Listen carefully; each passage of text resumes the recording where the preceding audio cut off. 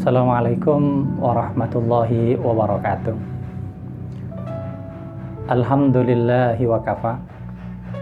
Wassalatu wassalamu ala sayyidina Muhammadinil Mustafa wa ala alihi wa sahbihi ahli sidqi wal wafa. Wa ba'du. Para pemirsa yang berbahagia, alhamdulillah, pada detik-detik terakhir bulan Ramadan ini kita masih diberikan kesempatan oleh Allah Subhanahu wa taala untuk melanjutkan puasa kita. Semoga dapat kita maksimalkan kembali senyampang masih ada kesempatan beberapa minggu, beberapa hari yang akan datang. Kita ingatkan kembali untuk memaksimalkan apa yang seharusnya kita kerjakan di bulan Ramadan. Pemirsa yang berbahagia, merupakan sesuatu yang alamiah bahwa kehidupan senantiasa berputar. Kadang seseorang mengalami kesedihan, di saat yang lain bahagia. Dalam kondisi sehat, suatu saat Allah uji dengan sakit. Demikian terus-menerus perubahan, sehingga seseorang haruslah memiliki kekuatan mental, kekuatan spiritual, dan kekuatan lain yang kita gunakan untuk menahan atau mendapatkan solusi dari permasalahan kita. Para pemirsa yang berbahagia,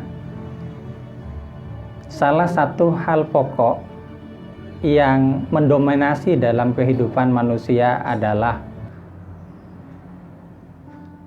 memiliki hal yang dapat dia gunakan untuk terhindarnya dari stres dan kegalauan.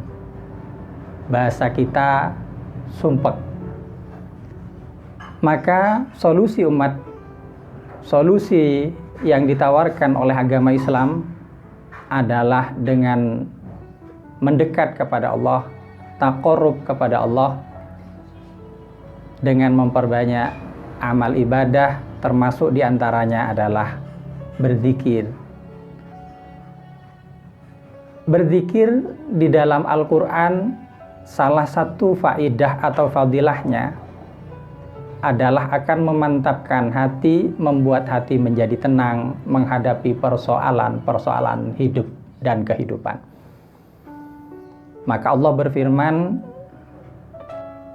ala bidzikrillahi tatmainnul qulub. Ketahuilah bahwa dengan mengingat Allah, hati akan menjadi tenang. Zikir yang bisa diamalkan oleh kita sebagai umat muslim banyak hal, banyak macam dan versinya. Bisa dengan baca Al-Quran atau bersenandung sholawat, hamdalah, dan antara lain hauqolah. Para pemirsa, hauqolah adalah dzikir dengan menyebutkan lafaz la haula wala quwata illa billah. La haula wala quwata illa billah memiliki tafsiran bahwa tidak ada daya dan kekuatan yang dimiliki oleh manusia, karena pada hakikatnya semua itu adalah karena dan sebab Allah Subhanahu wa taala. Seseorang terhindar dari perbuatan maksiat atau mampu melakukan amal-amal ketaatan tidak lain dan tidak bukan hanya karena pertolongan dari Allah Subhanahu wa Ta'ala.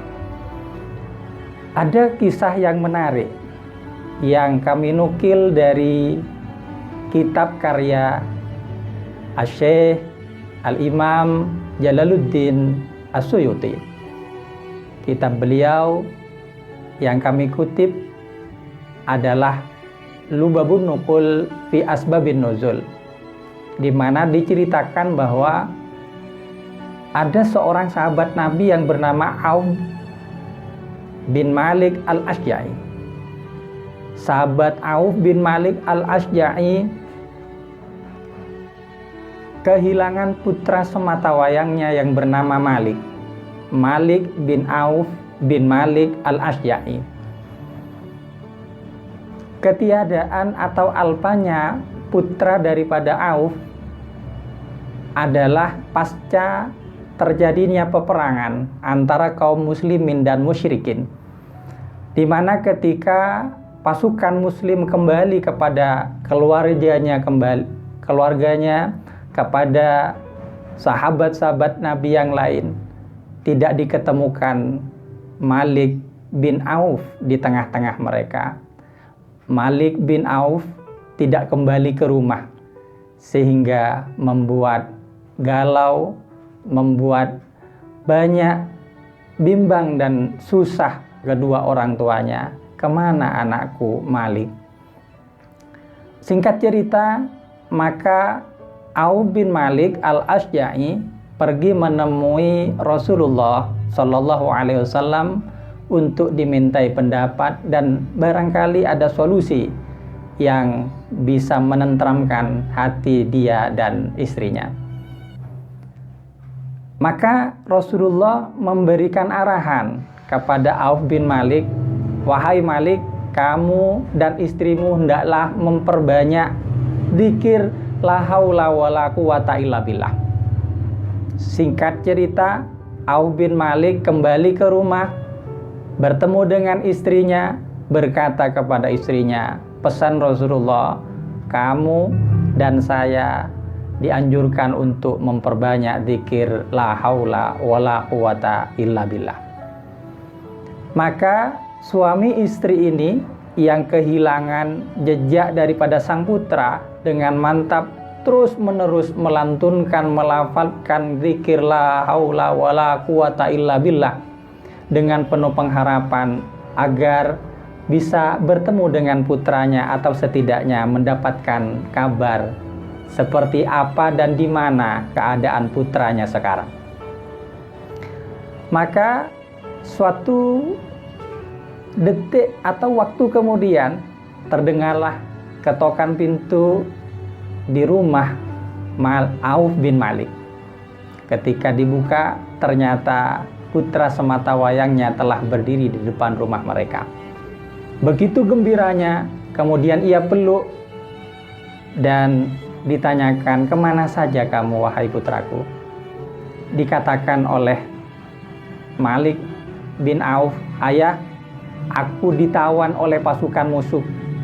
Kedua tangan dan kedua kakiku diikat dengan rantai yang amat kuat.